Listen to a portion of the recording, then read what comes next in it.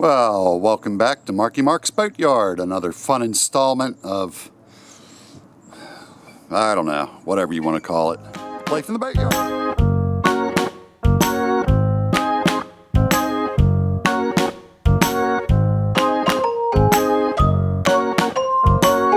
Well, today we actually bolted up that eye hook that we've been working towards, and I'll show you the inside. I did a final glassing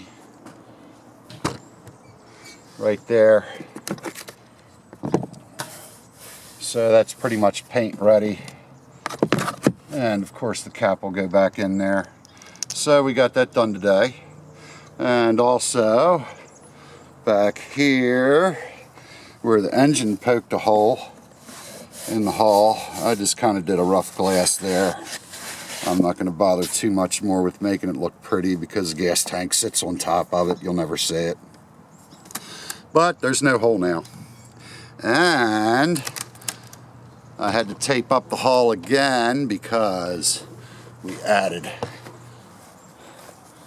white, fresh coat of white paint on the hull. So we got fresh bottom paint, which is black, and the hull is white, and eventually when I get to the interior we got a coat of blue also, bikini blue.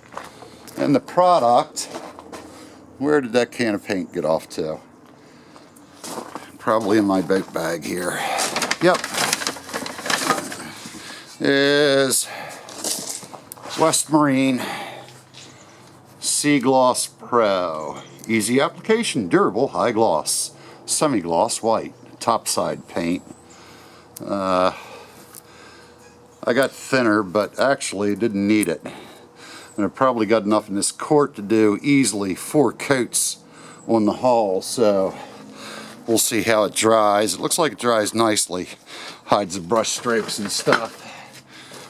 But if it needs a second coat, I'll go ahead and do that. It's taped up and it's got years of use and abuse on everything. Again, this is a 1973 and it's been used. I definitely got my money's worth out of it. Oh, the cleats are kind of old, and when we put it back on the trailer, yes, you notice it's sitting on the trailer. I busted the front cleat, so I put a new one on up there. And the fenders, I know I might have to make a modification here or there. When I was doing the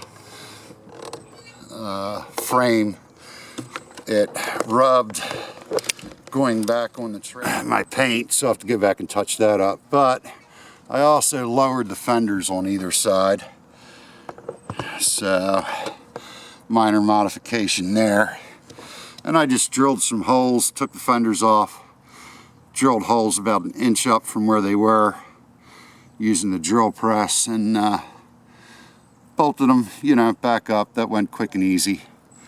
So this one turned out a little bit better on the port side than the starboard side, just, centering it to the wheel and all that good stuff. But that is pretty much today's accomplishments. So, and I know you're all steadfastly waiting for the next installment to come by, so make sure you subscribe, because we still have the engine and the interior left. And I'm going to save the interior for last, so I guess the motor will be next. And I'm going to steal the battery out of that car and hook that up. I've got to get a couple little terminal ends with bolts on them so I can attach all the wires, which will get attention. You can see they have those kind of connectors on them. And typically the things I have to do to this motor, it's a Mercury, so it's good, is the steering cable usually needs grease. It'll freeze up.